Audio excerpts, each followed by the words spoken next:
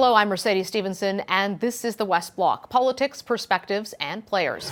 The allegations are that he obtained, stored, processed sensitive information, we believe with the intent to communicate it to people that he shouldn't be communicating it to. That was Crown Counsel John McFarlane explaining why a senior member of the RCMP was charged under the Security and Information Act. 47-year-old Cameron Ortis was the Director General of Intelligence with the RCMP. He had the highest level of security clearance you can get, and he had access to the most sensitive government files that are in the system, both here and abroad. So just how serious is this potential security breach? Joining me now to talk about the allegations is Stephanie Carvin, a national security expert and professor at Carleton University's Norman Paterson School of International Affairs. Stephanie, Global News has obtained some exclusive information about some of what he had.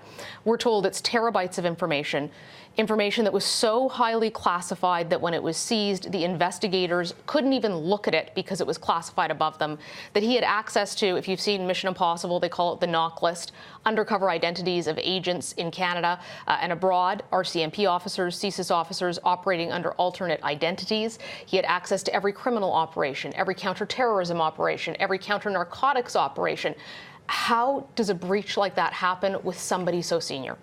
This is a really big point that the investigation is going to have to look at. It's not just determining the fact, like what this person did, but also how was this allowed to happen in the first place. And it's a real problem because, you know, we just went past September 11th when the emphasis was we need to share more information broadly across agencies. But at the same time, you want to compartmentalize information within, so not everyone has access to all this information. But he was senior enough that, you know, it's interesting, like, they're saying in this investigation. He was the Director General of Intelligence. Exactly. And he's, you know, these activities, which started 4 years ago, he's been promoted since, right? So he's gone through a series of promotions. So there's going to be a lot of questions asked about how this happened, what his motivations were, and, you know, could they be doing their procedures differently with regards to who has access to what information. But once you get to that level, you're going to have access to all that information. It was a part of his job. Walk me through what are some of the national security consequences potentially, both here in Canada and abroad, because he did have access to allied intelligence from NATO countries, from Five Eyes countries. It wasn't just Canada. So the concern is that this person is able to then either sell or pass on information about active investigations, about, you know, like who the intelligence officers in other countries are to compromise their investigations, who potentially their sources were. So those individuals who are coming forward to help Canadian officers, Canadian RCMP officers, or other allied officers collect their information for passing those on, those individuals are putting their lives on the line. So if that information is actually leaked, this is very, very, very serious for them. And again, our ability to actually collect information, and potentially in a worst case scenario, allies might think twice about what they then share with Canadians if they feel that we actually can't manage our information. Why is it that Canada seems to struggle with this so much? I was talking to Don Mahar. He's the former head of counterintelligence for CSIS. This is all he did. And he said, you know, Mercedes, insider threats are probably the biggest threat we face, and we're really not that good at tracking them. And in this case, we had to learn about it from the Americans. They actually managed to flip somebody who gave up the name. The Canadians had no idea that this was an issue. The same thing happened in the case of the wannabe suicide bomber Aaron Driver, who had explosives strapped to him. The FBI alerted us. What does it say about the resources in our Canadian national security establishment that we constantly have to rely on the U.S., and what does that do to their faith in us? Our allies suffer from these problems as well. But you're right. I think it is a concern that many of our counterterrorism leads, or in this case, a counterintelligence lead. This also appears to have been the case in Delisle, that the Americans are alerting us to threats that we have within our own community. And I think that has to do with the capacity, the fact that our intelligence and national security community is very small, and there's only so much we can do. Canada is, by and large, an intelligence consumer. We consume far more than we produce. Our capacities are very limited. I think this is actually something that, you know, political parties, politicians should be thinking about. You know, we're in a different era now. We're facing different threats. Do we actually need to have a greater capacity in order to actually manage this new world that we're in? Stephanie, I can tell you that my sources tell me that the entity, in one case in 2015, who Mr. Ortis tried to sell to is a non-state actor. There could potentially be other actors involved. that particular case was one where there was going to be a financial exchange. What kinds of things motivate someone who seems to be serving their country at such a high level to betray people and potentially risk their lives? So research on insider threats, that's what we call this, insider threats, suggests that these individuals are motivated by a number of factors. Sometimes it's revenge. Perhaps they're passed over for a promotion. Sometimes it's financial. They just want to get money. Sometimes there's trouble in their personal life and they just want to get a thrill out of doing something perhaps that they shouldn't do. There's a number of reasons why these people actually act the way they do. I've been in touch with some of my former colleagues, and this is the main question on their mind. What caused this person to actually do this? And this has to be a major source of the investigation going forward. Stephanie, what has the reaction been inside the intelligence and security community to this news? A lot of people knew Cameron Ortis. Yeah, exactly. And, this was a person who was not just involved within this small world of Canadian national security and intelligence. He was someone who actually published articles. He was involved in the academic community. I never met him, but some of my colleagues had. So it goes to show that, this is a person who was out and about. This wasn't a person who was hiding in the shadows with his activities. And he was considered to be friendly and professional. So that's kind of interesting. What I can tell you is that having spoken to a few people in the national security intelligence community, they are stunned by this. Not only because this was a very average person who was, he appeared to be going about daily business, but also the fact that, a leak of this magnitude at that level could actually happen. They are really stunned. And I think, I worked in the security and intelligence community in the aftermath of Delisle. And it was a few years after, but those ripples were still being felt, right? The way that internal security in different organizations is being managed, the impact that that has on morale, because it's not just letting Canadians down, it's letting our allies down too. So, what I keep hearing is how this is going to affect us for years. And that's what's really on people's minds is just, the amount of time that this is going to take to recover from. Even if it's just an attempt, the fact that someone at that level was able to go pretty far down the path of trying to get this information and sell it is really just stunning.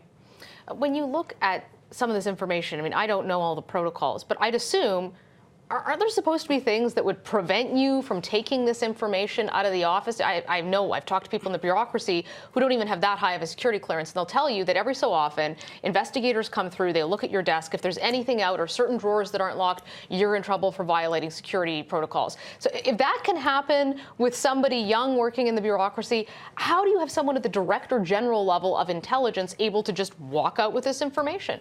Well, this is the questions that were being asked during the Delisle case, that he was able just to bring in media, plug it into the computer, and basically pull it out and then upload it to a dead letter email box. So, the question is, they do their best to make sure with the computer systems that they have that, that the CD-ROM drives don't particularly work, or you can't have access, or you have to be careful how you download it. But there's always ways that determined individuals can try and work around these things, right? At the end of the day, you can put a lot of technical, barriers in place, but people find ways to get around it. So, for example, you can have a very sophisticated password regime, but, a lot of the research on insider threats goes to show you can call someone up and just say, oh yeah, I'm just here to fix your computer, what's your password? And people will give out their password. So, it really sometimes also just comes down to the human aspect of it, that we're fallible just as much as the technology is, so people can work around these things. Or social engineering, someone and you trust them. Why would you ever think that someone that senior in the RCMP was a spy? Exactly, and especially someone who'd been promoted, was the head of an intelligence unit, someone that you're responsible to, someone who allegedly had, had responsibilities for briefing senior members of the RCMP staff. If someone had asked you for information, perhaps you're just going to provide it without thinking. Certainly when I was in the community, if my boss had asked me for some kind of information, I definitely would have provided it to him. So he was in that position. It's entirely possible it was like this. We do know from the charges, however, that this was a person who had used technical means, probably either some kind of software or some kind of hardware as well. There's a criminal code conviction for using a computer in these efforts as well. So it could have been a combination of things.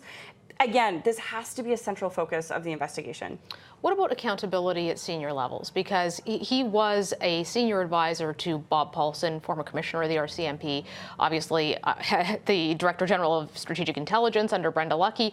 Does that have repercussions for those commissioners that this happened on their watch, or is it seen as it could have happened to anyone?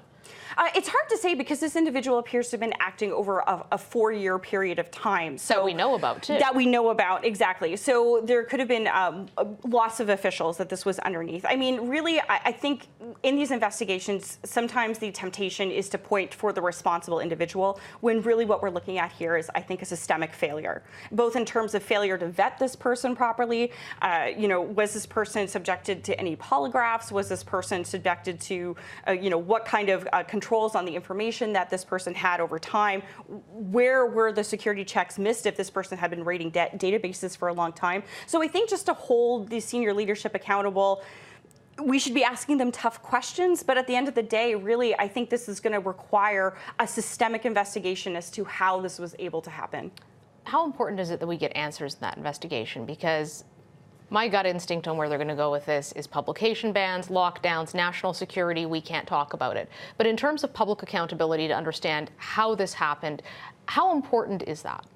I think it's extremely important, right? The more honest the RCMP is about this, the more that Canadians can actually understand some of the challenges that they're facing themselves. And I think when they lock these things away, it goes out of the public mind, and then arguments for intelligence reform, security resources goes away with that. And so I think that there's a need here, not just to keep the confidence of Canadians, which is absolutely fundamental, but also, for the greater good of Canadian national security. We need to know what happened so we can have our different intelligence agencies, our review bodies, our oversight bodies also look for solutions to make sure this doesn't happen again. This is a real problem. In the aftermath of the 2014 terror attacks here, just on Parliament Hill, the security community didn't really ever do an investigation. There was no public accountability for what happened. And I'm not convinced that made us any safer. In fact, I'm concerned that without the transparency, without the sunlight on these things, that it could happen again. So let's actually have some kind of accountability, as well as, without entering into a blame game, which I think is what the RCMP and national security community is afraid of. But let's actually make this transparent so people can understand what actually happened and what's being done to make sure it doesn't happen again, because their security is at stake. If this damages Canadian security, if this damages Canada in the eyes of our allies, we need to show that we're taking steps to make sure that Canada is a reliable partner and that it's a competent national security and intelligence community. Stephanie Carvin, thank you very much. Thank you. That's all the time we have for today. Thanks so much for joining us. I'm Mercedes Stephenson for the West Block.